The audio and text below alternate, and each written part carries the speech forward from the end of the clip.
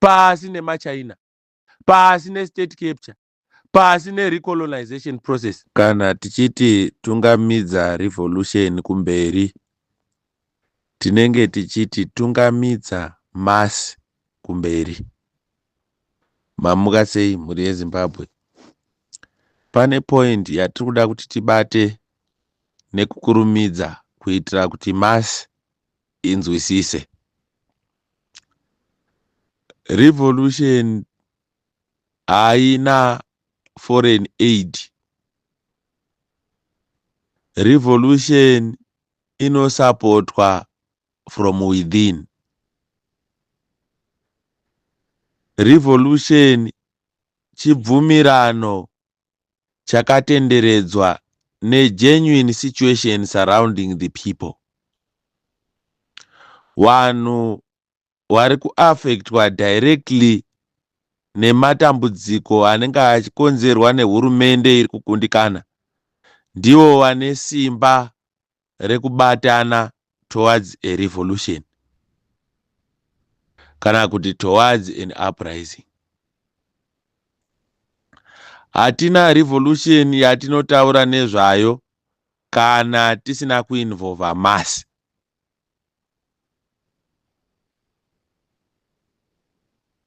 Ngatipabate ipapo. Confusion yatinayo munyika ndeyekuti tabva muera yemapolitical parties.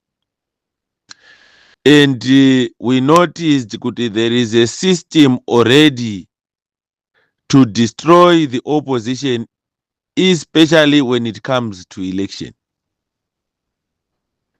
Tese tinoziva kuti ma-elections anobirwa. Asi tese hatina solution yekuti kana ma-elections abirwa tinoita sei. Izvozvo ndo zvinotiratidza kuti chashota muZimbabwe haisi democracy chete. Pashota unit of purpose. Unit of purpose ndiyo inobuilda a revolution.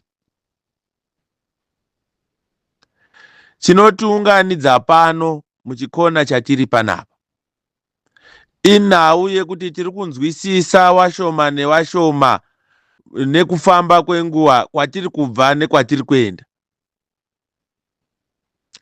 Asi haisi nyore kubatanidza vanhu vane mifungo ya destroywa for over 40 years nesystem inoincluda even the education system yaiiswa mumusoro mavo. Abuse of constitution haisi kutanga pakusatedzerera mutemo. Abuse of constitution muZimbabwe iri kuinvolva pakutedzerera mutemo wacho wakanyorwa muconstitution. Nenhau yekuti pakunyorwa kweconstitution iyi weopposition vaititungamirira kumashure havana kunzwisisa kuti the dictator is on a mission.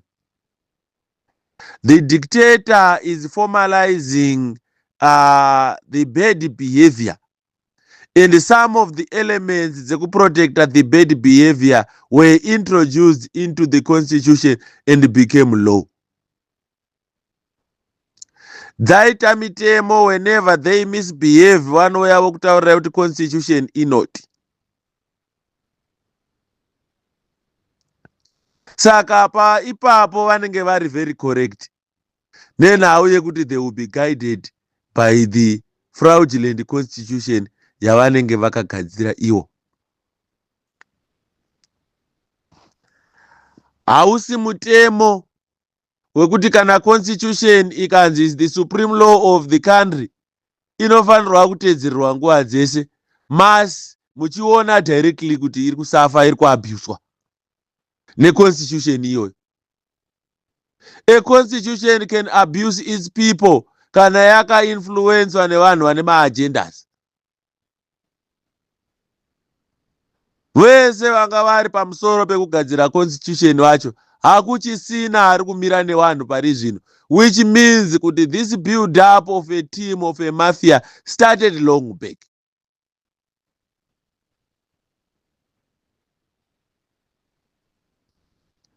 Pamusoro peconstitution panouya simba re1.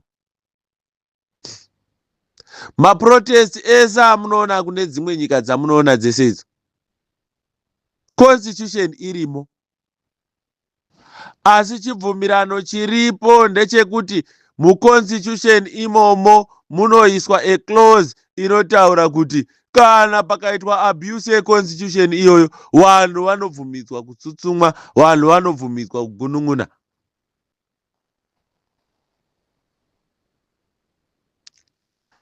Saka muZimbabwe maakushanda dictatorship yekuti vanhu kana vaakushandisa their constitutional right kugunun'una nekuprotesta, there is abuse of state machinery. And state machinery comes with guns.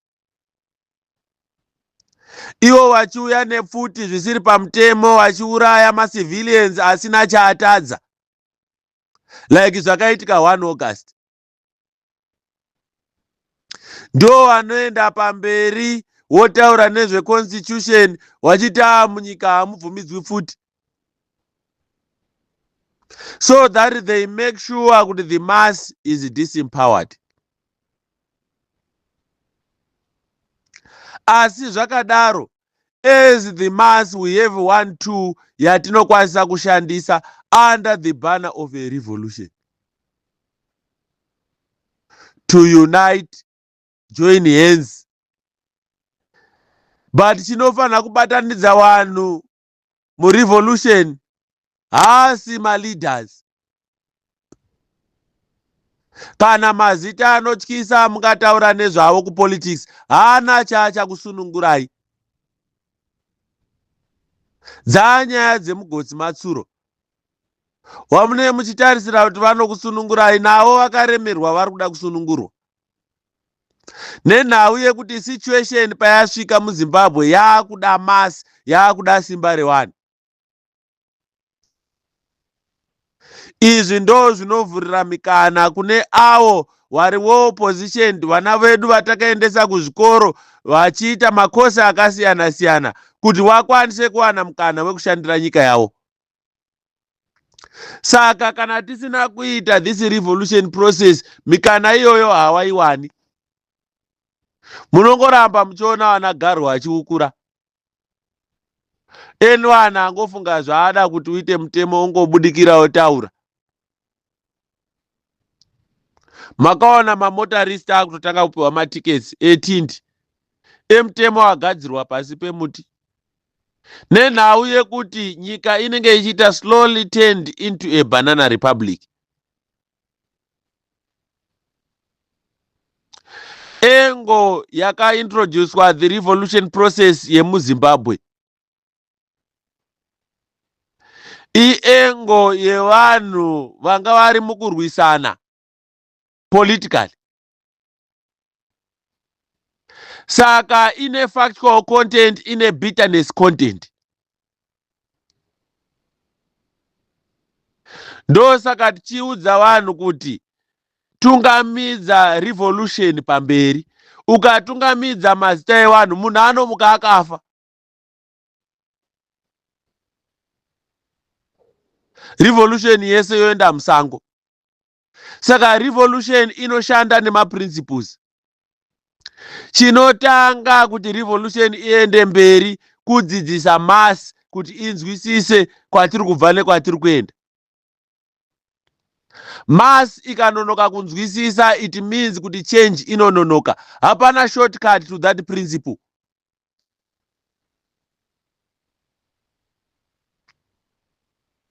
Saka mukaona ese ma-efforts atinenge tichiita, it's a process of teaching the mass kuti inzwisise zvakanakira this revolution process yatinayo.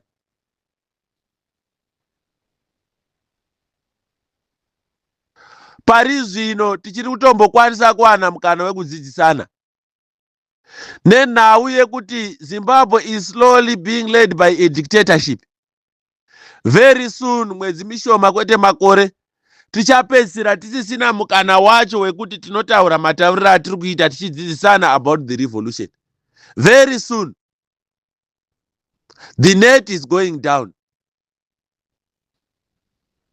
Kana tadaro, a lot of our people vasina kutambira vhangeri ratiri kuparidza pari zvino, they will be left in a darkness and accept extreme levels of poverty as a way of life.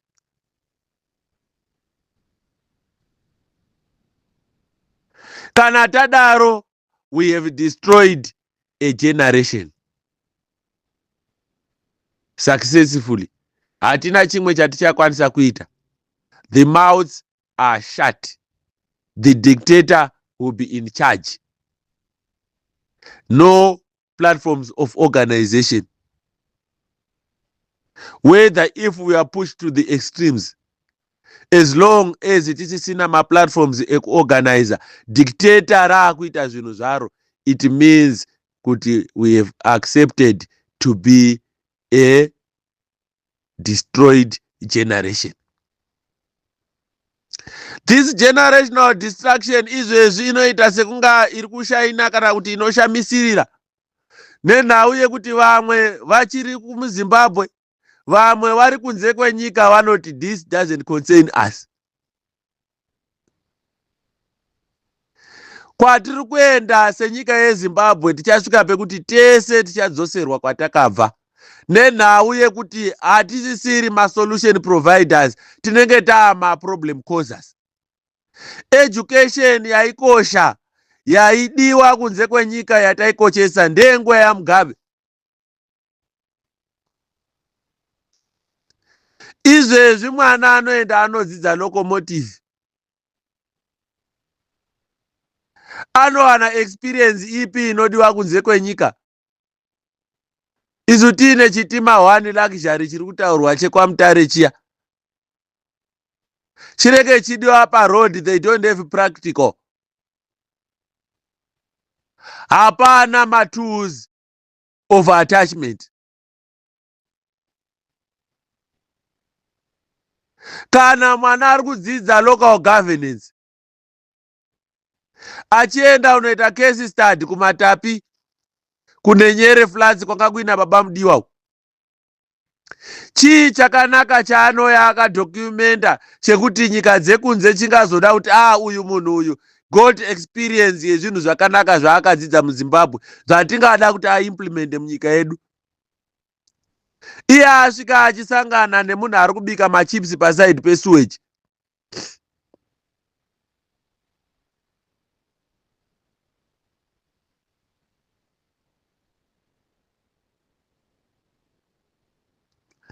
Nyika ikashaya mikana, a generation is destroyed.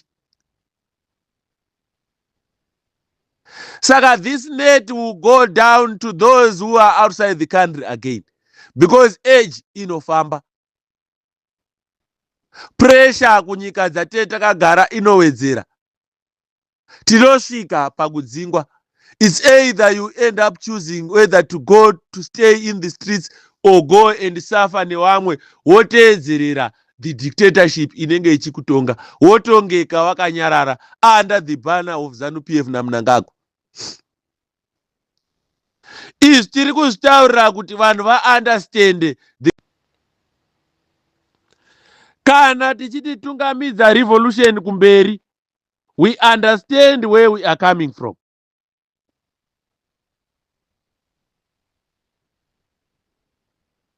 Every generation must serve its purpose. Saka unofanirwa kuzvibvunza kuti generation purpose yako ndei? Chakakosha parevolution kutanga.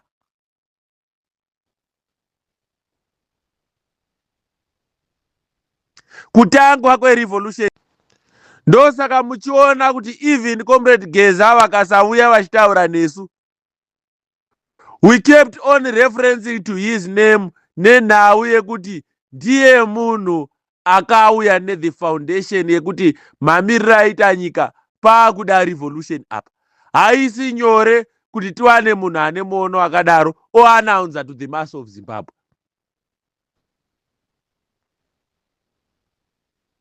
Why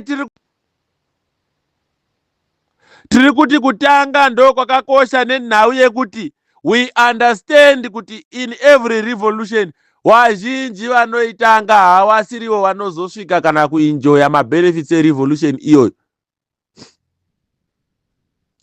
Izvezvi tinana Tongogara, tinana Chitepo, havana kuzosvika kuZimbabwe itsva, asi ndo macommanders atinoziva vakarwira nyika yedu. Wana Lookout Masuku, all those comrades, they led the Zimbabwean revolution yekuti tisvike patakaenjoya kusvika patasvikawo apa. Then in that process we also had criminals dzanga dzirimo murevolution. Wana Mnangagwa iwawo munoona nemabatiro avari kuita basa kuti awa zvigevenga. Saka varume, kana tiri kutaura nyaya yerevolution neunity, ngatibatanei. Revolution haisi yemwedzi, haisi yegore, ndeyemakore. Saka tine urombo kunavo vari kutarisira kuti the revolution agenda is going to be achieved overnight.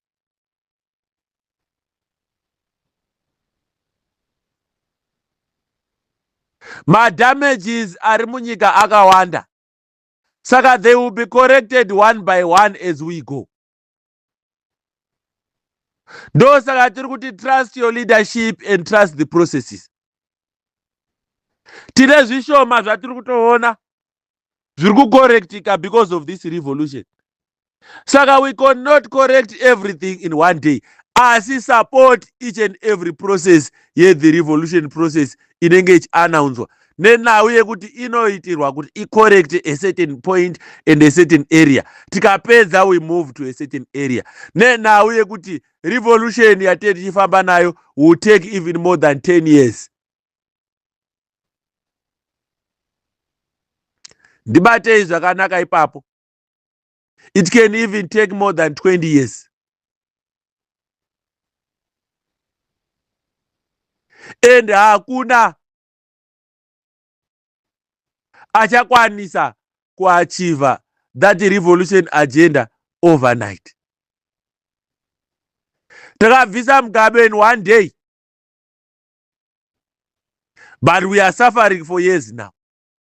The revolution agenda haisati yaachievwa. We move on to the next stage. Tichabvisazve Mnangagwa in one day, but it doesn't mean kuti correct all the problems. We correct one problem at a time tichitoenda kumberi.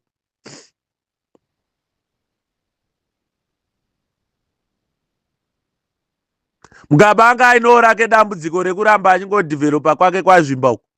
Mamwe maprovinces asina achiri kufamba. Ndo saka muri kuona vana Mudha they are focusing neMidlands. Wawana mukana.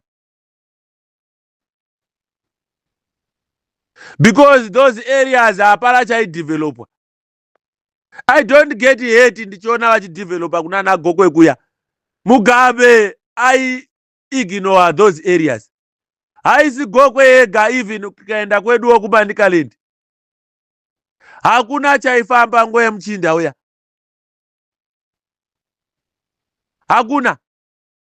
Honde vari yese tine one road ine tara. One. Uchienda kunana Chipinge uko kunonaya mvura isingaiti Eastern Highlands Chimanimani. Hakuna development yaitwa neMchinda uya. Zvikoro ndo zvaaigona zvekutipa education yake yaaida iye yekuti controller the way of thinking. Whilst on the ground nothing chichifamba. Kumamisha kwedu kana taida kuti mudzimba musvike road, takagadzira tega nemapadza nepiki nemigwara. There is no Mugabe who was there for us. Asi on the other hand, ane zvimwe zvaakagona in other areas.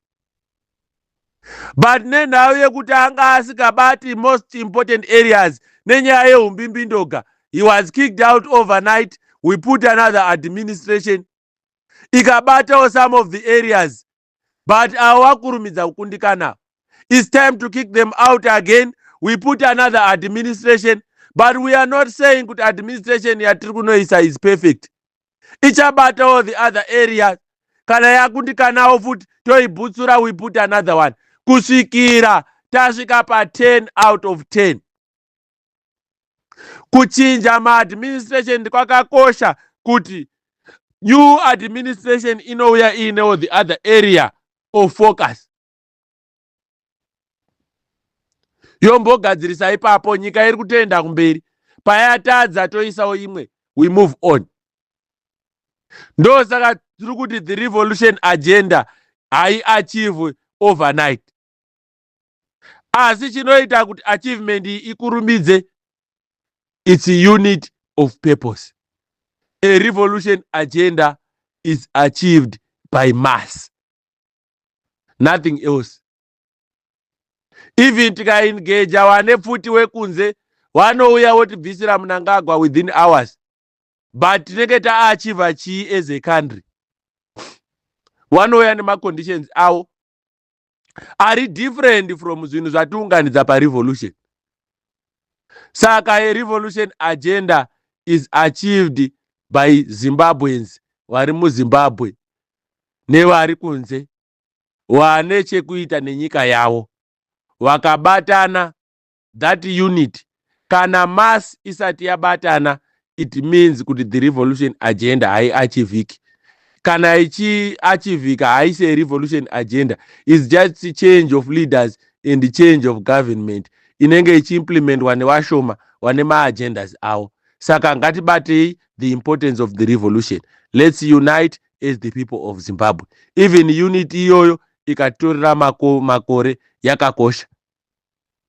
Saka share ichainayo yatiri kufamba nayo yerevolution iyi, rwendo rwatiri kufamba rwakareba. Tinoziva vari kutibvunza mubvunzo kuma inbox, tiri kupindurana nawo zvakajeka. Saka pamberi nerevolution, pamberi neunit of purpose, pamberi nekubatana, pasi nezvigananda, pasi nemaChina, pasi nestate capture, pasi nerecolonization process. Tinotenda.